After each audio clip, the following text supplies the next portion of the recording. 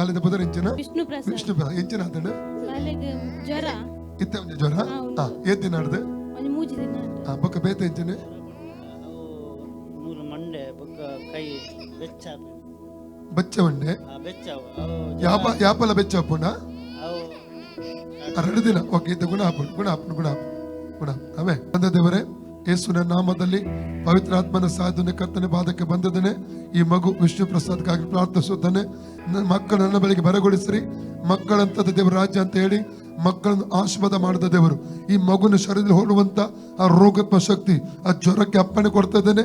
ಹೊರಗೆ ಬಾ, out spirit of fever out in name Jesus. Call free ಆಗಲಿ, ಕೈ ಫ್ರೀ ಆಗಲಿ, ಕೈ ಫ್ರೀ, ಜ್ವರಕ್ಕೆ ಅಪ್ಪಣೆ ಕೊಡ್ತಾ ಫ್ರೀ ಆಗಲಿ, ನಾರ್ಮಲ್ ಆಗಲಿ.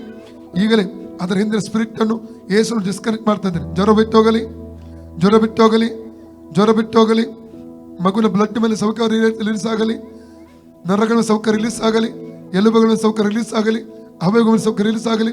ಲೂಕ್ ಚಾಪ್ಟರ್ 4:30-39 ಪ್ರಕಾರವಾಗಿ ಯೇಸು ನಾಮದಲ್ಲಿ ಜ್ವರಕ್ಕೆ ಅಪ್ಪಣೆ ಕೊಡ್ತಾನೆ. ಬಿಟ್ಟು ಮಗು ಫ್ರೀ ಆಗಲಿ. ಯೇಸುವಿನ ಬಾಸುಂಡೆಗಳ ಮೂಲಕ ಈ ಮಗು ಗುಣವಾಯ್ತು. ಯೇಸುವಿನ ಬಾಸುಂಡೆಗಳ ಮೂಲಕ ಈ ಮಗು ಗುಣವಾಯ್ತು.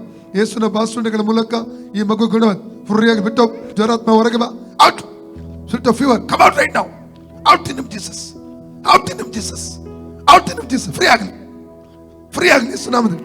ಜ್ವರ ಇರಕೂಡದು, ತಿರುಗಿ ಬರಕೂಡದು. ಫ್ರೀ ಆಗಲಿ ಬಿಟ್ಟು in the name of Jesus, free in the name of Jesus.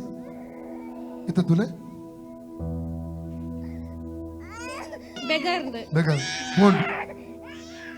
ಯೇಸುವೆ ಸ್ತೋತ್ರ ಬಳ್ಳೆ.